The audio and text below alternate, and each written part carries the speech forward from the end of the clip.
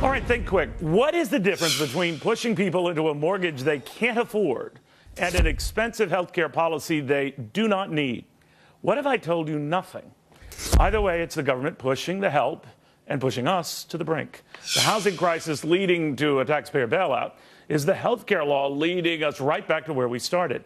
Welcome, everybody. Glad to have you. I'm Neil Cavuto, and Fox, on top of some very expensive history, may be repeating itself to Ben Stein, Charles Payne, Dagan McDowell, along with Adam Lashinsky and Charlie Gasparino. First to Charles, who is charged over the government at it again and leaving us with the bill. Charles, where are you? It looks like Boynton Beach, Florida?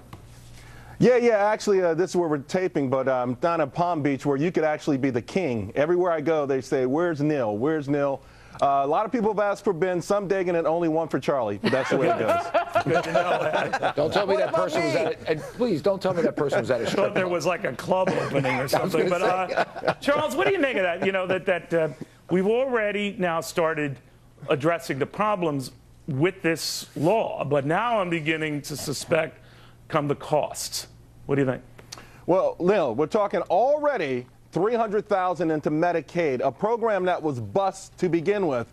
We're talking about, and by the way, it was never suggested, or at least I never heard the president say, taxpayers were subsidized health care insurance for people who have jobs. In fact, up to 400% above poverty. A brand new entitlement that's going to cost trillions of dollars. Oh, and by the way, you had a plan that was supposedly substandard. We'll get you a better one. Sort of like a banker telling, hey, why don't you buy this $1 million house that you can't afford? History not only repeating itself, but exponentially more dangerously so. Dagan, what do you think of that?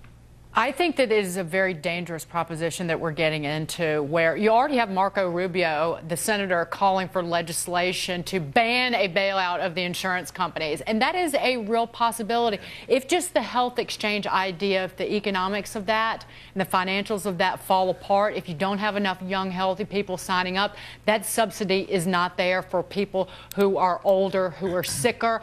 Again, and then the burden falls on the insurance companies. There's a lot of blame being passed around, but ultimately, the bill for all of this will fall on the American taxpayer. That sounds like a healthcare meltdown. Yeah, I mean, this thing is so screwed up. You think it's almost designed to fail. I mean, I'm thinking that the president can't be this like sort of inept. You know, these guys, I know they screwed up the stimulus package. Dodd-Frank is a mess.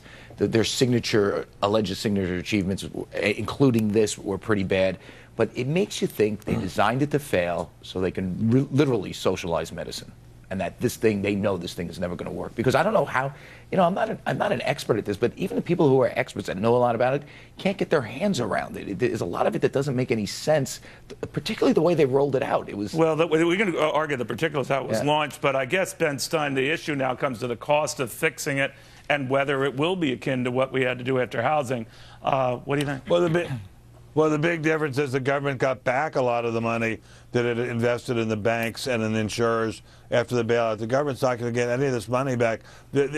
Of course, it's going to cost way more than was estimated. Of course, it's going to cost the government more, and of course, it's going to cost the insurers more. And of course, the insurers will mobilize their army of lobbyists and get the government to bail them out. The sad fact is this president cannot tell the truth. Mr. Obama can't tell the truth. He can't tell the truth about Benghazi. He can't tell the truth about the IRS. He can't tell the truth about Obamacare. Ben, you're changing the subject now. He just cannot care. No, I'm not changing the subject. Look, before you were in diapers, Adam, I was writing a bill, helping write a bill to give everybody in this country universal health care. Now we don't, and we don't have it. It's 40 years later, we don't have it. We have some hodgepodge Rube Goldberg invention. None of you will know what that is, but ask your grandparents. And Mr. Obama still won't tell the truth about it. Adam, I guess the question now is that it's good to acknowledge a mistake and say you're going to move on, but I do think that some of the realities we're coming to find that people are going to have to pay more for policies, and that it could be on average substantially more, $2,000 more than they're paying now. That the reality is crashing home, and a lot of people are going to be in a position where they simply say they cannot do this.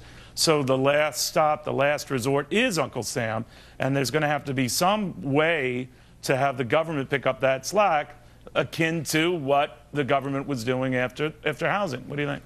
Well, first of all, I think it's a perfectly good comparison, and I disagree with it. I mean, I think you all are going to be wrong, but we won't know for several years. And so with housing, you know what? Just for the hell of it, Adam, just for the hell of it, I'm going to stay on for the next several years, and I am going to wait for you to eat those words.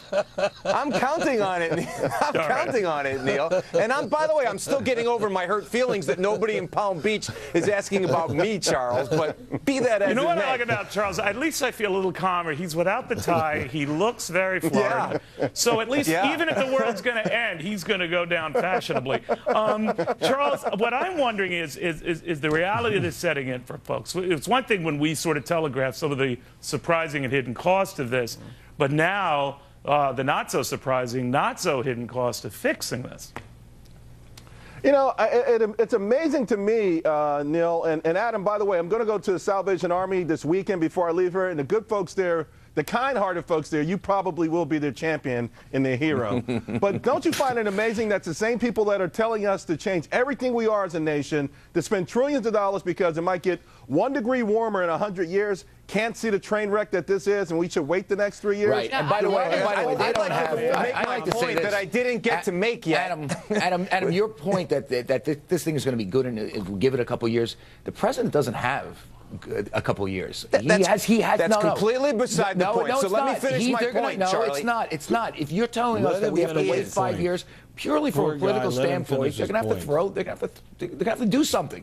All right, Adam, to that point, finish your point. Housing was this multi-decade bipartisan mistake where we guilted people into buying homes because it was a good thing, and not everybody needed to buy a home. Housing prices went up. People felt richer. Everybody does need health insurance, which is what this is designed to do. At the end of the day, will the government subsidize health insurance for some people? Absolutely, yes. That's the way the program was designed. That's a good thing. It doesn't mean we're going towards socialized medicine. And Charlie, last point. Whatever happens to President Obama, this thing will have a chance to work long after he's gone. You do not have 3 years, okay? That's it. No political. I think it's a blessing that this is. Many people are realizing now the flaws of this law, with the millions of Americans' policies getting canceled, with people's premiums going up, with the healthcare website not working. Because even to this day, you have a vast number of people on Medicare who won't admit that the doggone thing is going broke. It's 13 years out. The fund runs out of money. We should have fixed that thing before we did anything else, and nobody will admit that we are subsidizing that. Okay.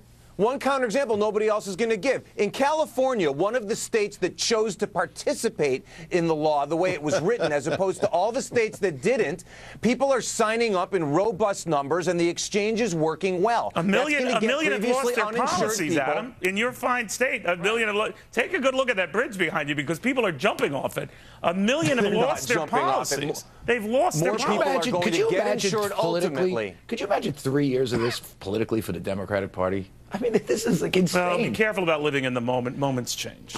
Maybe. Yeah. This is a train wreck. I don't know what that means. This is just going to keep wrecking. You know exactly I don't know what it means. But fortune cookie over here. Yeah, exactly. It's like a bad fortune cookie of that. We're going to talk about a White House fix, but in a bunch of recent polls, Americans calling the president's trustworthiness into question. And that is the Forbes gang wondering if they could trust the administration's fix for the health care law. Well, amazing that they're against the president. That is coming up at the top of the hour. But up next,